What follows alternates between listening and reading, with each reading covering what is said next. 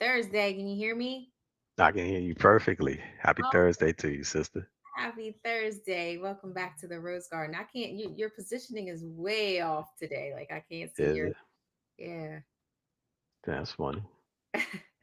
There you go. I can see you now. Yeah, There's your face. How are you? I'm good. I'm good. What about you? Oh my gosh, it's been a wonderful week so far, but a busy week. Yeah, tell me Um, about it. it's been a wonderful week and a busy week, but I'm happy that I'm here with you. That's good to hear, sister. So I don't think that Likewise. our stream is going to our Instagram because we had to stop it and shut down. So I don't. Yeah, that happened. So it broke all down. I Yeah, don't know so it what's broke up down. with it. So we'll have to figure that out next week. But welcome My everybody. God, man, I don't understand what the fuck. Hold on for a second, sister. that This is that crazy, man. technology got our tech person upset at it. Right? What's up? So we don't want to make our tech person upset. But for those who are joining us for the first time, my name is Sarita. I am the one half of a dynamic sibling duo, and my brother and I come together every Thursday to meet in the bread in the rose garden to talk about all things that are important to us and hopefully those things that are important to you. This is the safest space, and we want to invite you back to join us and be with us. And brother, boy, do I got stuff to download and tell you. Yeah, tell me. I'm all ears. I can't wait to hear. uh, because I know you don't watch the news because we not watching real time. But what did you think of the Puffy verdict? What was your thoughts? Well, I knew it everything that I thought was going to happen, it occurred exactly what I thought was going to occur. You So did. I knew he wasn't going to get hit for that RICO Why? because from the evidence that they presented thus far, and it's funny because that that Eastern District or whatever the people are, Right. They're that South very District or successful. whatever, they usually are successful. But I think Mhm. what they probably was banking on is that because of their reputation that people when they get into that position they just They plead cave. guilty. They just cave, right? But Puffy, is first of all, I think that this situation probably has tarnished his image, though. You know what I Mm. mean? Well, I What do think you think? there was a woman on TV who said there's a lot of people who've been in these situations and that they know how to kind of uh, rally a comeback party. So we can't count him out. I was just surprised that um, I think I was surprised about maybe not the Rico part, but definitely the trafficking part. I was surprised about. But you know, he certainly got lucky, and I think it highlights what you can do when you have a really dream team of uh, litigators around you. Because boy, did he have a Hollywood cast of lawyers helping him out. But yeah, the But it's not over with yet, though, right? Because don't they have to? He got to go back to sentencing and stuff too, right? right, but I mean, aren't you sighing or breathing a sigh of release that the most severe charges didn't get convicted? I think I'd be breathing a sigh of relief. Yeah, Not no that doubt. nobody wants to be sitting in jail, but there is at least a deep breath being taken, you know? Yeah, I agree with you on that. That he could be like, look, I ain't gonna get life for this. Um, Right, right. So that's a win, if nothing more. Um, 100%, what are you looking at? 100%. You over there distracted. Well, I'm trying to send um our guest a link because he's claiming he didn't get the email. So I'm trying to share that with him presently. Okay, Yeah, so while you're doing that, then I got more juicy gossip. yeah. Um, Mm, boy, did we have a mm. time this week. So, your niece was in the transfer portal. So, people who are doing this NCAA madness, that transfer portal is not for the week.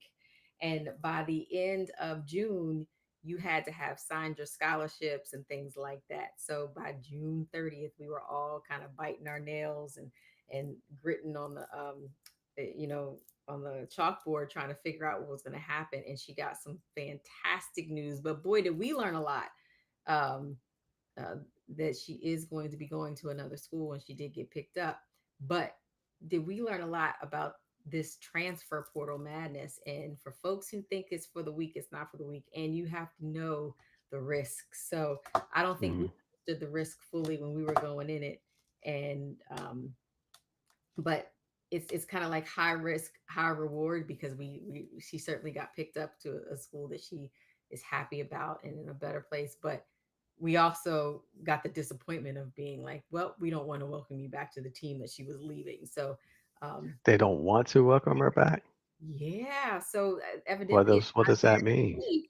It's not guaranteed if you go into the portal that you will keep your scholarship, even though if that's the language that the coaches are saying when you let them know, there's no guarantee. And so we were kind of, Wow. yes, so we were kind of shocked to learn that Mhm, that the school had decided, her original school had decided not to kind of follow through with giving her the scholarship, even though that was a different conversation that we had when we first entered the portal. Nonetheless, it's all good. It all worked out. Mom and dad survived.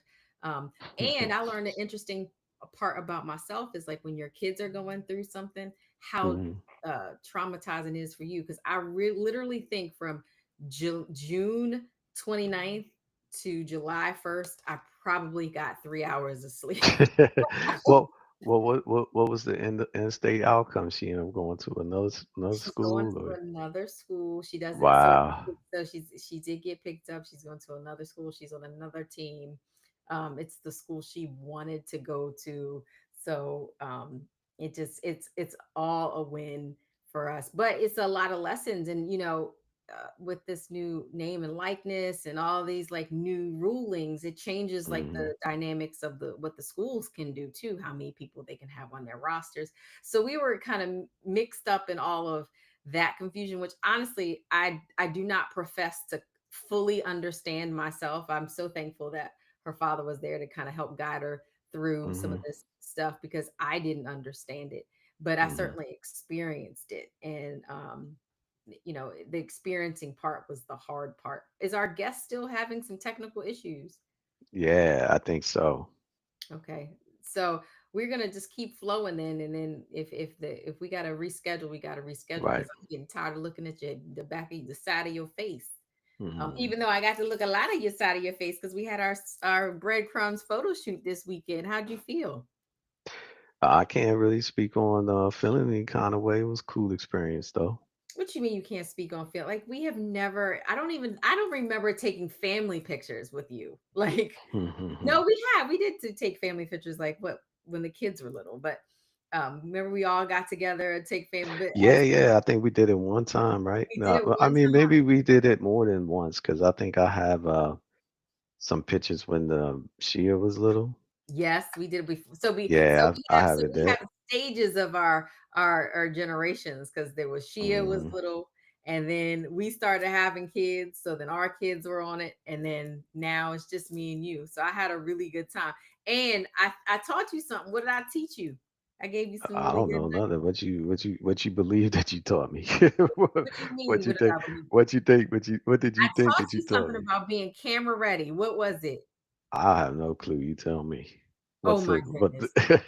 I taught you how to use the blotting papers to take all that oil off your face if you didn't know. And it works really, really well. So you're gonna be popping on camera, right? And I gave you some, I made sure the bald head wasn't shiny. So I did all that good stuff. You Yeah, thanks I to your hear you on that sister. one. Thanks to your sister. Do you feel blessed and honored to have had this lesson about photography? Who knew that you could have little blotting papers to take your oil off your face? Clearly, you didn't enjoy it as much as I did. You did? You enjoyed it? What you I like about it? did. What was it? What I like did you enjoy seeing the how most? nervous you are. And like I Mm, learned something about you. I'm like, he's a little nervous. Like we were doing some of the more action poses and you were like stiff at first, but then you got unstiff. It was cool. I love mhm. seeing that about you, you I know? wasn't. I didn't feel no nerves or nothing like that, like you usually feel. I didn't feel nervous, Okay, but I so guess it's not. It's not. I'm not used to being in and getting photographed like that and stuff. So it's a different experience. But like you said, I've done it before, but I guess in that context, it was a bit, unique for me. yeah, it was. Being, And I mm, have to say this, you got more relaxed as mm-hmm, the shoot went on. Now, mm-hmm. help me understand what is the default mean mug that men, especially black dudes, do. Like you have such an awesome smile. but you went to this default mean mug. Why? I don't know what you mean. You talking about my regular face? My regular affect? You know, Yeah, man, you I know when wasn't we were trying to do a mean mug. not like, but when we're smiling, we had to be like, I'm like, you have actually very white teeth and very straight teeth, but you don't look at you now. You just did that smile. Like when I smile, I give all these beaming white teeth. You were Well, like, you know, when I smile, I don't really be paying attention to how I smile. I just do what comes natural. So if was you I smile, if I smile in a way and it's showing teeth, then that's because it's you. That's how I'm feeling in the moment. If I don't, it's just how I'm feeling. But I don't really think about how I'm doing it. I just do it. You know. so it's like this. But when you're taking pictures, it's always like Hmm. this, like natural, like instead of like show us your teeth, like you have really Right, good right, teeth and right. you have a really good relaxed face and smile. So I Hmm. had a ton of Thank you. I appreciate that. I oh, Hey, you appreciate that. finally did make it. Hello, hello, hello. Yeah. You made good it. afternoon. Peace and blessings, brother. I Hmm. never got the link because my email is blocked because I've been using different accounts for the book I published. Hmm. So I didn't know how to get in, but I figured it out. I figured eventually I'd speak to the head technician down there in Maryland. You know that brother who used to solve all my technical problems. How you doing, beautiful Sarita? I'm good. How are you? Welcome, welcome to the Rose Garden. I'm happy you're here. I'm so glad to see both of you. I'm so excited, you know. I'm gonna fall back a little bit now that I got everything working. You know, one thing about your brother, he always maintains his coolness, even with me not being able to figure out. And I remember telling him, "How do you do this, Corelli? How we gonna die?" You know, I used to have jobs in New York on Wall Street with Michael Kors, with AT&T, you name it. 40 years of IT, and I met this young brother from Washington D.C. who came to go to DeVry in New Jersey. You know, that was 1998, which is now 27 years ago. And when they gave this brother to me, they said, "We want you, since you were a little older than him, only a couple of years older than him, actually, I'm 65. We want you to be his mentor and just keep him out of trouble, you know, because the problem was he came in there looking real fly. He had on the Timbs, he had the baggy jeans, he had the leather. I remember he had this brown leather coat. And let me tell you, since I got a tell on it. All the women in the building lost their mind. They were like, "Who is that brother with you, Ed? Hey, Ed, can you introduce me to him?" I'm like, "What? This dude must be with like a big mogul or rap mogul or somebody." So let me tell you, they went crazy over him. So he Well, let sat down next to me. They loved him, you know. did he smile? We were just talking about we took pictures this weekend and he was so like I had to like massage the cheeks and be like, come on, smile. Like, so was he so were these chicks falling all over him and he got that stern looking face and the Tims? Oh, he had the Timbs with that gangster face, man. I'm trying to tell you. Let me tell you this. I'm just gonna be honest. He knows I'm gonna be transparent with him today because I love him like a brother. And so they told me to mentor him. You know, make sure he stay out of trouble. I'm very smart, and I did my things. I had great mentors coming up. I took the arts and everything, and I went to ask him some problems that I couldn't solve, and he could answer them just like this. I mean, he was technically astute. I think he started messing around with technology when he was a baby, maybe when he was in his mother's womb. So we had all these smart dudes in this top layer, these guys. Big, we were the first center to use Tivoli, which was remote control of somebody's computer. That was Mhm. 98. And the country, and we had 100 technicians. I'm talking about smart dudes. And after about 2 weeks, man, everybody was coming to me saying, "Yo, can you ask Quayle how to fix this?" I was like, "No, you ask him yourself. You ask him yourself." But they were embarrassed because I think he was the youngest and maybe it was another dude. I think he was the youngest in our center at that time. He was, what brother? What was you, 19 in Yeah, 1998? something like that. Well, I don't what a 18, know. like that. wonderful Something way like to that, yeah. introduce yourself to this. So you Hmm. knew him when he was I call him my tech royalty, but before he was tech royalty, you knew him when he was developing and budding. Thank you for coming to the Rose Garden. Let's we want to is I love the story about how y'all met because I didn't think I knew that, but I want to get to know you a little bit better and I want to hear more about your story because it's indeed captivating. And what even brought you to the work that you do now, but I know that's not where you started. So take us back to the beginning of you. Okay. So right now I'm on my seventh book. I've helped about 21 people write them. I believe history is most qualified to reward our research, and those who don't know the lesson of history end up repeating it. So I came from a family of 10, 5 boys, 5 brothers. My mother was from South Carolina. My father was from Virginia. So although I grew up in Jersey, I had a lot of that Southern flavor, Mason Dixon line, whatever. And at a very young age, I got hit by a car when I was 6 years old. I almost died.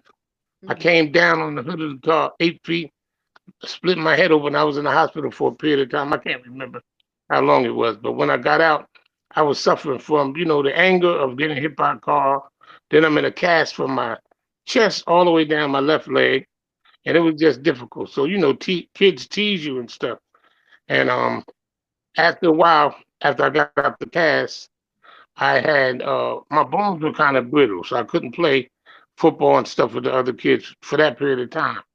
But at one point, I had this bully that used to pick up on me, and that's my whole martial arts journey.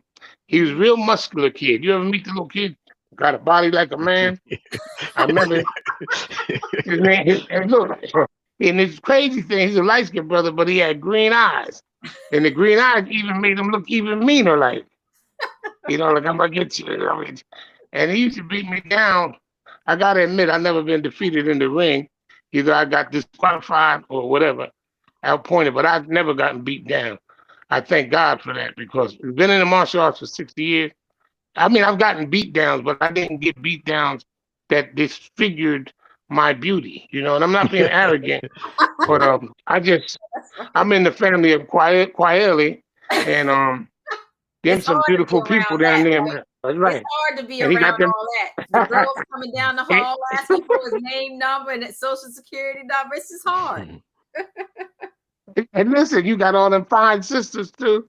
Your beautiful mother, your grandmother was beautiful. I never seen your dad, but I seen the family. You got a beautiful family, brother. And so I lie and tell people I'm related to him. He's my brother because I want to be in the beautiful family.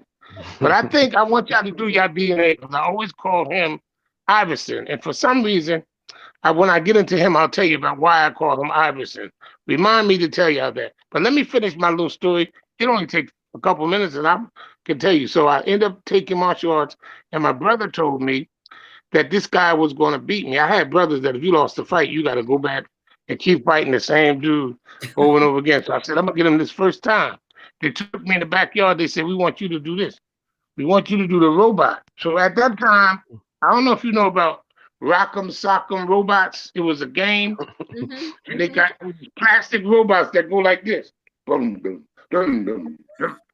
So they told me when my man come out, start swinging at me, just start doing the robot.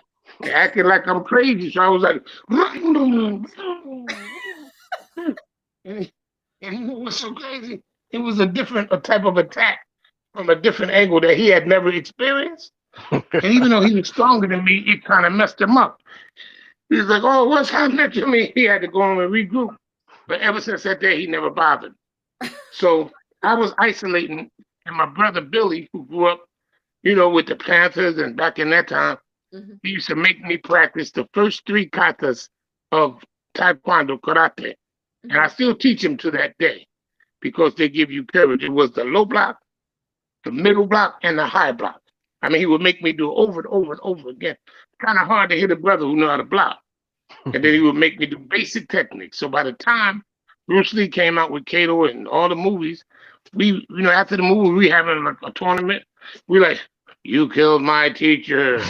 I'm gonna teach you the five deadly style. We was acting, but eventually I took up karate. That's how I met Oso. So I gotta tell the story. I hope people won't get mad at me.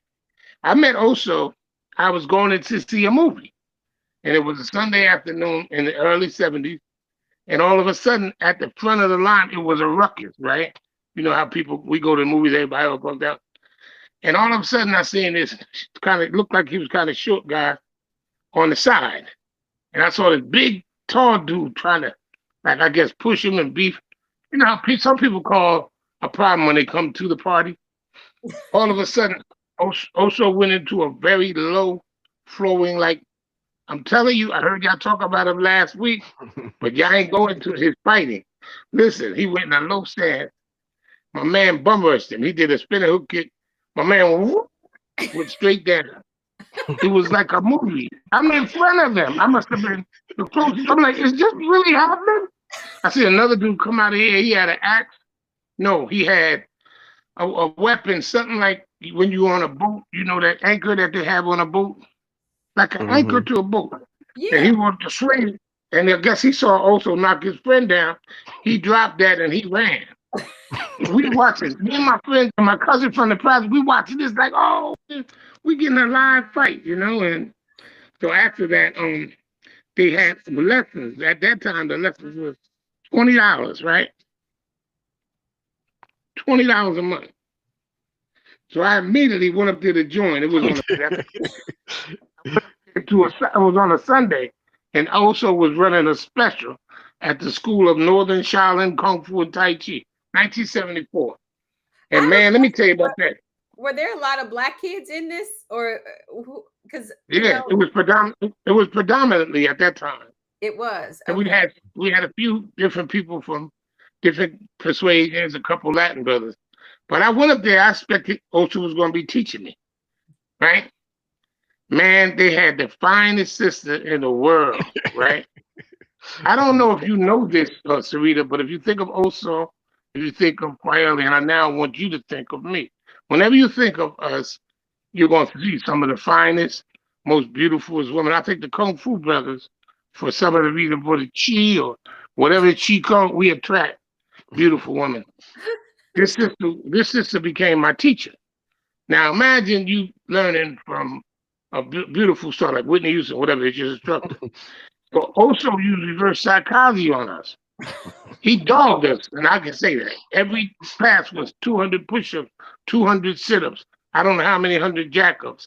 I remember jumping jack. I can remember doing every kick 100 times. And then when Vita came out from Chicago to train us, he was ridiculous because he was the first black family of Barnum and Bailey circus.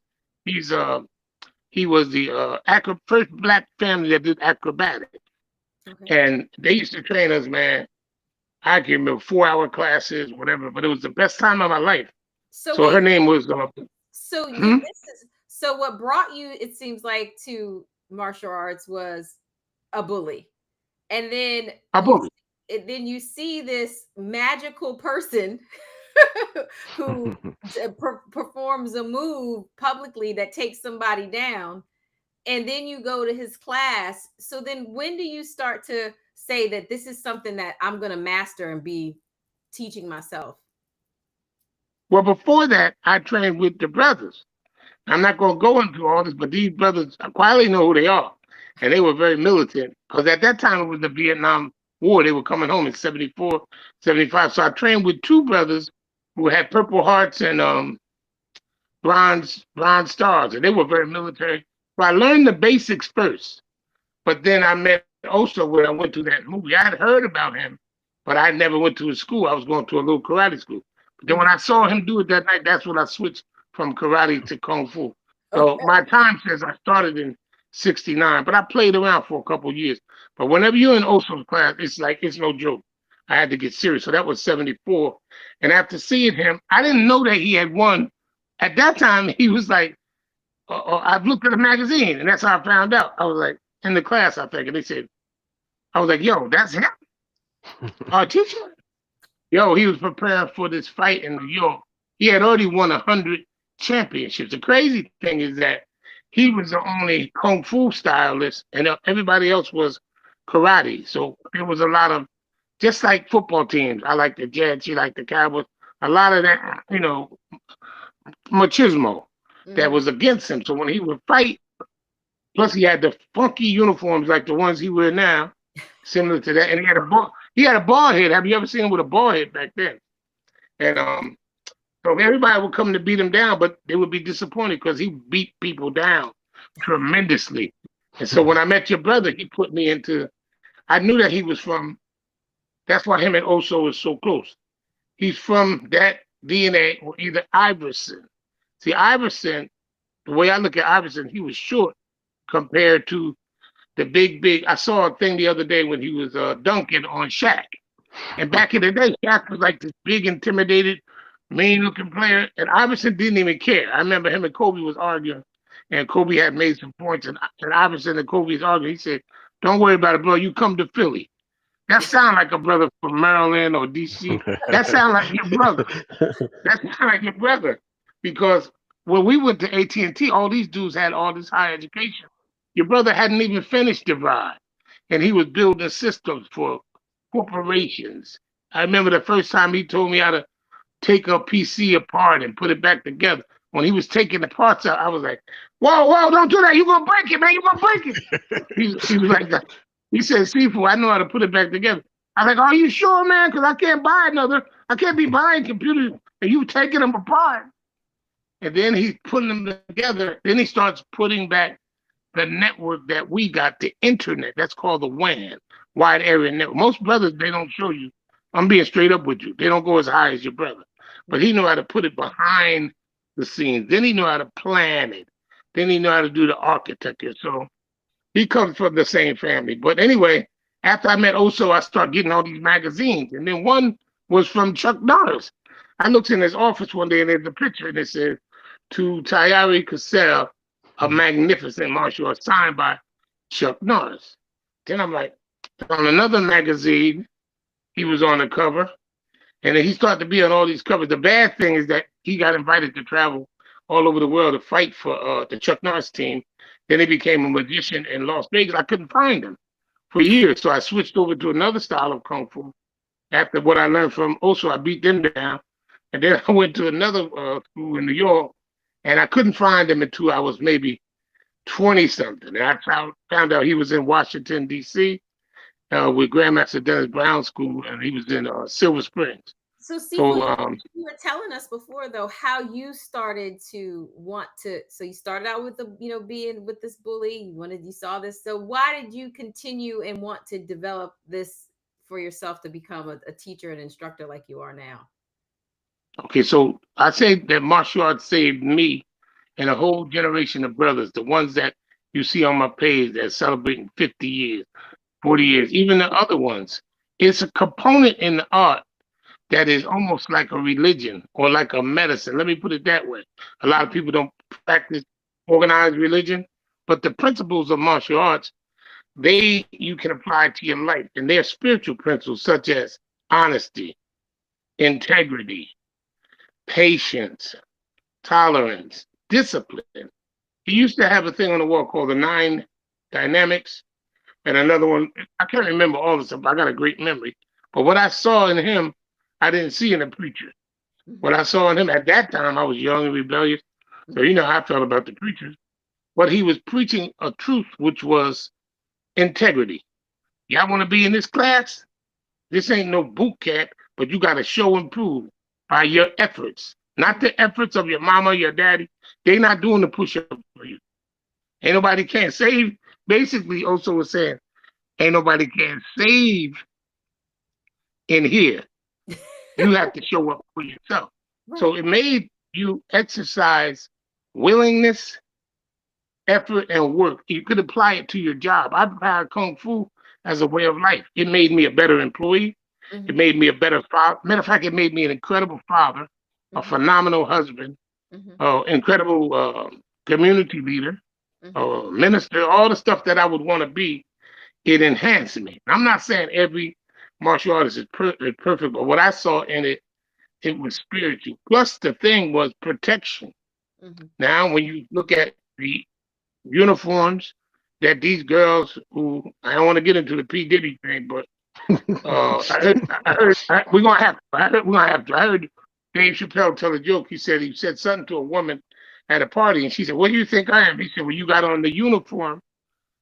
Your uniform shows that you are, and if you're walking around in a uniform like that, then you probably get men to treat you as if they were at, say, a strip club or whatever." And so the decorum of the woman I grew around, my mother, my sisters, it was some miniskirt bras, but for the most part, it was respectful. But when it wasn't, you needed to be able to protect your girl. I remember I was in a talent show, and I was saying at the talent show, my girl and I had broken up. And there was a brother who was a bully. He was very well known. Everybody was afraid of him. And somehow he walks on the stage while she was modeling. He walks on the stage. I see him later that night. He keep running these jokes. So I said, "Look, man, ain't nobody scared of you. I don't care." I was like, my heart was into this girl a lot. You can see. I was like, you ain't have no nerve. Why you threatening, man? That's my girl. That's my girl.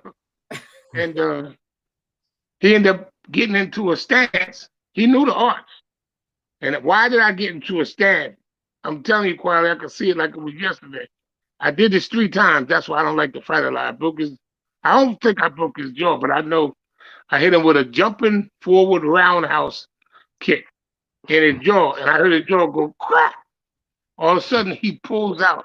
He had on a vest and a jacket, like a suit jacket. He pulls out a razor. Now, this dude could run. That's why I say, I didn't grab the razor.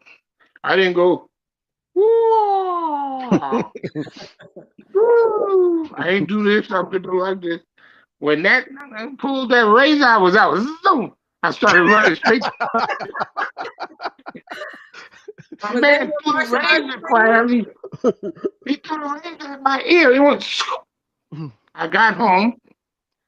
I know that both of us had probably been drinking too much Old English 800 that evening. And when I woke up, my brother said that he was at the door. He wanted to talk to me. I said, all right, let me watch him though, see what's up with him. I came to the door. We talked out. He said, look, man, Eddie, I don't want no beef with your family because I know your family is crazy. You got 4 brothers and I got 4. Let's just chill. And I chilled.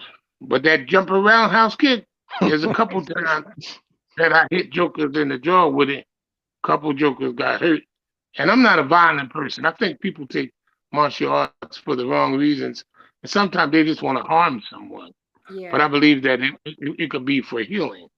But as you were saying, what kept me going was there's more rewards. Then when I saw all the people who had taught me, they got bigger and deafer. They started helping the planet. They started doing these positive things. Some of them died, but I learned a lot of lessons from the martial arts. And I applied to my job, to my relationship. And it really has made me a different person. I know that I have been changed, Can you tell us more about your authorships? You said you've authored 7 books. So take us to the first one. Okay, so this is going to be crazy. But the first one is no longer available. Quietly, you read that one, right? This is the one that's called They Must Have Wings? Yes, sir. That was the first one. Hey, look out. Grab my books real quick. And so what I wrote about was my spiritual advisor asked me to write about my life. So in my life, I had to practice this principle we call how it works. Honesty, open mind, and willingness. So I was honest. I wrote about when my brother first died, the devastation that I felt, and the pain that I felt, and his wife, having to live. He was only 31? I was 28. And his son, who is now a grown man, the ones you showed me yesterday, all my books, you had them in the thing. And another chapter, I wrote about that same girl. That girl was at that time girl had made an impact. You ain't lying. She made it in the book. Sarita, her name was similar to yours. The other part was Rita, but I won't say her name on this show because I don't want. This is this right here. This is They Must Have Wings. Okay. Right. Now this is the young brother, but it was the first self-published book in my place where I live, New Jersey. People are like, how do you publish a book? How do you get this money to buy a book? I said, I was working with Quietly. We made so much money off computers. I paid $4,000. I did it myself. So wait a minute. So your spiritual advisor said, write a book about your life. This is the points in my life, which was when my brother died, when that girl broke my heart, and I wanted to take not one Coke 45 or one old, but I wanted to take about 100 of them. That feeling when you have that. So that heartbreak made you want to cope in a way that wasn't positive. That's how I got 30 years. I had to stop. And that's what, so this talks about all of that. There's a chapter that was very popular in here called the General. And the General was this evil force that made everybody get up late at night and march unwillingly, whether they wanted to march or not. You march. The General. General says, look, put on your uniform. We're going to march. And you would go march. And you didn't know why you was marching, or you didn't know why you ended up in those places. So, but I had to purify myself from the history of it. So the best way to do it, I believe, is through therapy. I've been involved with therapy, and I'm a therapist myself. I've been in therapy you for hundreds started, of. so after you were trying to cope with this breakup, did you start drinking heavily or did you not? Yeah, Well, that's because what what he was happened meaning is, by that general. But go ahead, brother. because I was trying to fulfill that void Mm, that me, this happened to me, mm-hmm, and she broke up with me. You know what I mean? mm-hmm. Because I was a legend in my own mind, like most young men are at about that age. But I needed to be humbled to realize that I was just a regular guy like other people. So I wrote about her, and I called her Sahara Brown. I said she was hot as a desert, and she had me seeing mirages, right? Because at the same time, Jackie Brown came out. The Okay. movie Jackie Yeah, Brown yeah. and the The Best Foxy Man. Brown. Yeah. And the Best Man came out at the same time. Please don't get mad at me, y'all. I don't have the book out no more. I'm just showing Sarita the book.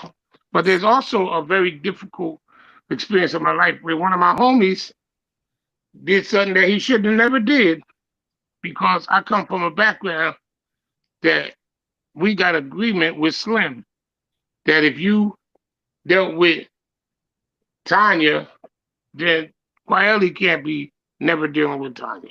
So That's he the broke deal the where I man come from. code. You wrote about somebody that broke the man code in the book.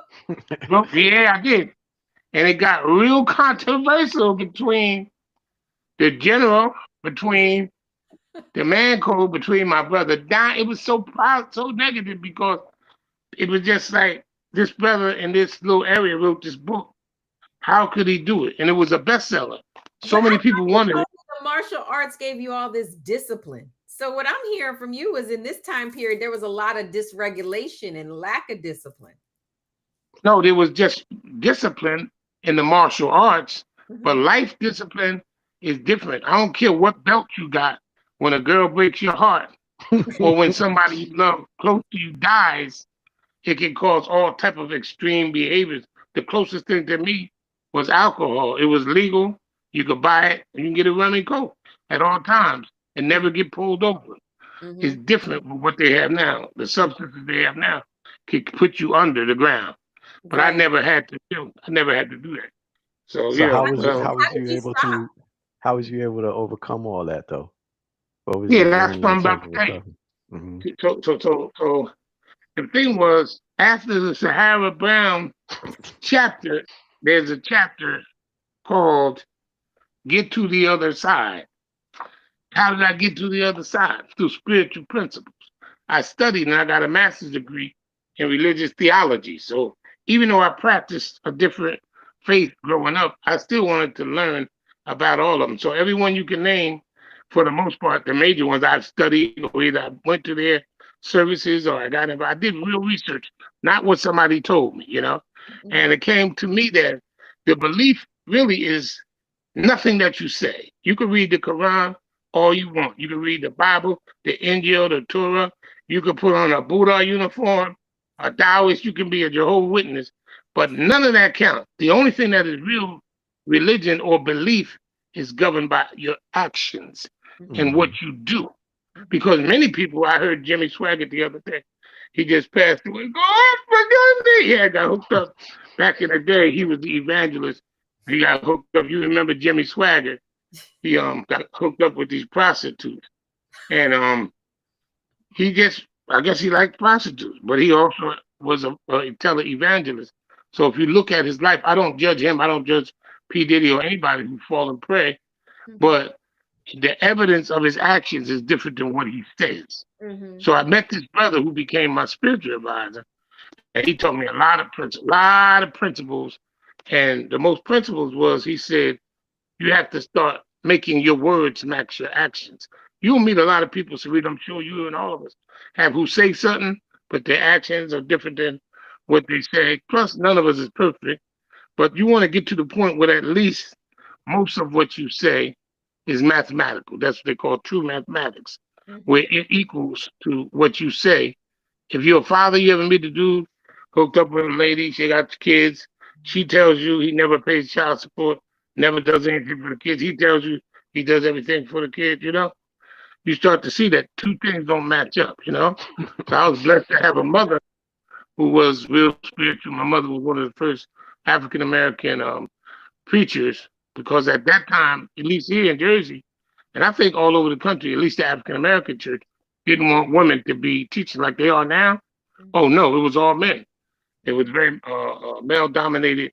And my mother was a revolutionary. So at 50, she went back to school, got a master's. My sisters got their master's. Everybody was educated in our household. And it was a high level of black woman like you, very well spoken. And so I always had that. That never left me. So my decisions that I made that were incorrect was on me. But Mhm. blessed that I was able to hook myself up at 30 years old. I met my wife, Lena. We've been together 35 years. And having her, man, it really changed the trajectory. Because when you got a family, I guess you were married young. I don't know. I've heard you speak of your husband, and I think one of your children. I know Quietly, I was there. I remember Tasia when she was 6 months old. I remember I remember those early days, and now she's graduated. And so time matures you. So in these 27 years that I've met your brother, I have matured in many, many ways. And I consider myself, even though I look younger than my age, but I'm an OG. And I'm gonna tell you, I don't judge people by their age or say I know stuff better than them. If you hang around quietly, you'll see he has an old soul and a mind full of wisdom, but he's still open. So we learn from each other, but don't get it twisted. I've lived a long time, almost Mhm. going on 7 decades. I've Mhm. seen a lot of stuff, and I remember a lot of stuff. So hopefully, the times that I've experienced things, I'll learn the lesson, of what I've seen, and then pass it Are on. are there any But moments here, that really stand out in your good. life that were really defining? Yes, but before you do that, let me just show you this. So this is the second book, Embrace the Energy Within, with me and Lena. That deals with the mindfulness, meditation, the Tai Chi, and everything. Mm. This book, Just Let Your Heart Fall, I wrote this book for my son when he turned 30. I wanted him to know about relationships, about work, about religion. He's been on his job 22 years. This is a workbook that has answers and questions about life. See, quietly, he messed with some high level brothers, including myself. Everybody's a thoroughbred that's around him, or they're in line to be a thoroughbred. And I spent time. I mean, I did workshops with women who were with sexual abuse. I did mentoring for people who had mental illnesses. So I had a lot of experience. And one thing that stands out of everything in my life was that there is hope. And if you get your hope to a level where it's just a little bit of hope, all you need is a piece, it can turn into faith. And they say faith can be as small as the grain of a mustard seed. Mhm. You know how small a mustard seed is. And when you can get your faith as strong as a mustard seed, you can say kun fire kun, be and it is. Your faith can come into belief. And what belief is just like a table with four sticks under the table that give it references. And anything you believe in your heart, you can achieve. So you turn the hope into faith, the faith becomes belief, and then you can achieve it. But the belief can't just be in you. The egotistic belief will only take you to a certain level, or a belt will only take you to a certain belt. You know what I mean? But when they take off all the belts and they throw you in the ring, it's a different experience. Same thing with life. No matter what degrees you got, no matter what neighborhood you live in, no matter what car you drive, all of it is relative, because when all that's no longer yours, you'll see how you behave. Look at Elon Musk. They were talking about having all them big contracts. And when my man just said he might take them from him, Elon, so you could be on top one day. That's what taught me to humble yourself. And, Mm. and what the great teacher told us was, don't walk through the earth and don't equal yourself up to the mountain. Even though I think that I've done some great things, it's really just a small, minuscule amount to what all of us can do, you know? Our time goes so quick in the Rose Garden. We had 45 minutes. Give us one lesson and then we're getting ready to play our game. Brother, did you bring the game this week or are you sticking to my games? You can run the games. I'm running the game. See, when I Hmm. run the games, I don't get to play though, you know. But Yeah. I heard you complaining about my games, but since I'm running it, I don't get to play. I'm the leader. Right. Well, all right. Well, so go ahead, bro. What you want to lead the people with in terms of Oh, grain of wisdom? man, I hope it was. I'm sorry I was late, you know, It's but I'm okay. going to have to come back again because, you know, Kwaeli has been promoted to one of the instructors in the Serenity Chi Challenge Circle organization. We have three different organizations. And the first one we started in 1980, the Asiatic Arts Club. The second one we started in 2007, 2003, which was the Shaolin Circle. And then the other one is the Serenity Chi. It's a group of martial artists who use martial arts education. We feed the hungry. We give clothes to those who need clothes. And then my brother in North is doing the housing. So we try to do good things Jersey? to make the planet. Huh? Is this in Jersey? It's In in New New Jersey, but we got chapters in Atlanta, and now Quayle is going to be in the Maryland, the DMV area, which is DC, Maryland, Virginia. So that's what he's going to do. Let me leave y'all with this, okay? So I wanted to do some physical stuff, and with my new book out, The Miracle of Black Seed, a lot of people are asking me about, you know, the arts, and I had to take a break because of my knee operation. But what we're doing now, I've been doing it for 6 years, is we do this class while you're sitting in a chair. So very quickly, I just want to show you one of the exercises that we do that releases stress. So when you bring your hands up into a cross like this, you take your hands and you turn them over and you go up to the sky and you bring your hand down. Then you scoop like you're scooping up water from the stream. You bring it back up here. You're like crossing the meridian. And when the blood comes up all the way from your hands, it comes to your heart. Then you turn on the faucet and you breathe out.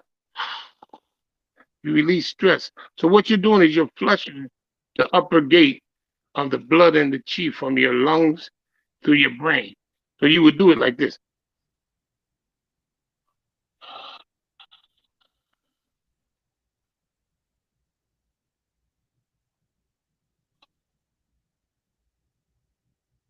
So that's just one. I got 100 of them.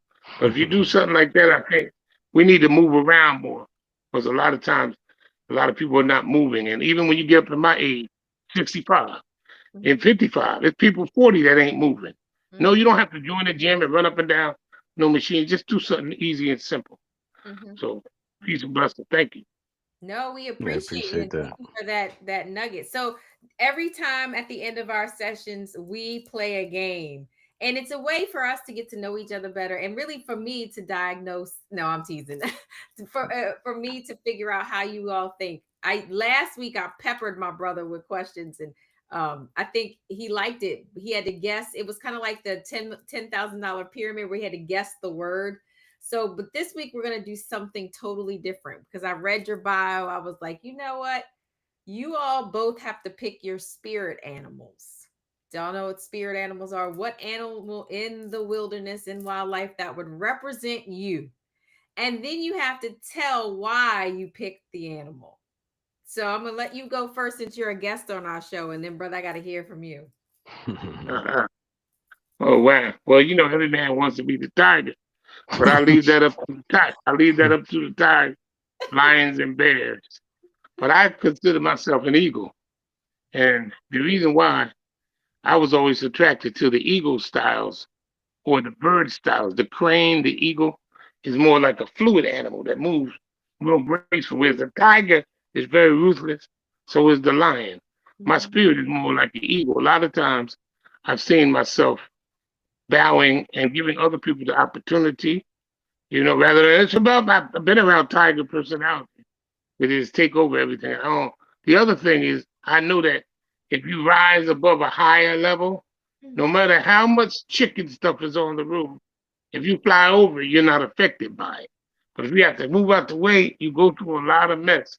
So when you take yourself to a higher level or a higher vibration, a lot of the lower power, shaitan, Satan, whatever, it can't affect you. So I looked at myself as an eagle. Ooh, I love Yeah, that that's a very description. good description right there. Very good description. All right, brother. What's your spirit animal? I guess I'm fluctuating mentally between two, but I'll just explain it. I'll talk through my thought process and then I'll pick one of them. But it's either the Black Panther or the lion, but they both got similar qualities. I think that number one, they both are they ain't pack animals. They more uh, by themselves in a way. But I mean, I just like how beautiful the Black Panther is, and like they say, the thing about the panther is, is it's a strong beast. You know what I mean? It's a determined animal, but it doesn't really uh, attack things unless it's threatened. Mm, It's a defensive minded animal. It's not an offensive animal. So that's what I like about the Black Panther. But it's also very determined and very solid, and it does this by itself. It can survive completely by itself, which is admirable to me. But it's in terms of its skill, like the panther can actually literally fish. You know how men got to fish with all kinds of apparatus and stuff like that. It could catch fish literally with its claws and jaws. You know what I mean? Which that's a tough feat, I feel. But I also like the lions too, because the male lions, but also female lions too. But I just feel like the lion is a very special animal to me because it's also, a male lion that has a pride is also a lone soldier. You know what I mean? But the fact that it has a pride itself means that it's accomplished a bunch of things. Number one thing is it had to it had to defeat another bona fide lion that had defeated another one before itself. You right. know what I mean? But then it has a team around them. The pride itself is a team. Mostly comprised of all females. You know what I mean? And it's all Is that a friends. benefit to you? Show you right. Show you right. You don't so need I no women. That's a distraction. You well, told me you were focused. I feel like honestly, to be real with you, it's seafood. You tell me if I'm wrong on this. I feel like for a man that's focused, most of the time, if you got a team of a lot of women around you, it's no wonder that even he was talking about Oso in the early days and whatever. He had an instructor that was female, but when you got a female based team around you, you got a serious operation.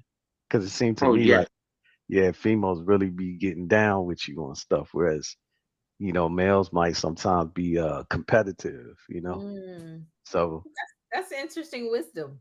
yeah, yeah, yeah. So it ain't I, just I, about this. I got to Okay. measure in on that one because at my age, most of the people around me is all women. I Hmm. might have one or two males, but them is the ones who support. Them is the ones who don't cop short. Them is the Hmm. ones who pay for their lessons. Mhm. Those are the ones who believe. I'm not saying men don't, but it's always naturally the competitive thing comes in, and I'm tired of that. So that I Yeah, don't even yeah. invite. There's a lot of men that want to be my friends on Facebook. I'm like, no, I don't really want men. Why would I want to be friends with a lot of damn men? It's just different. I think it's I different. totally That's agree. called the quiet. That's called the Quietly effect. No, that's called the Xavier effect. You know?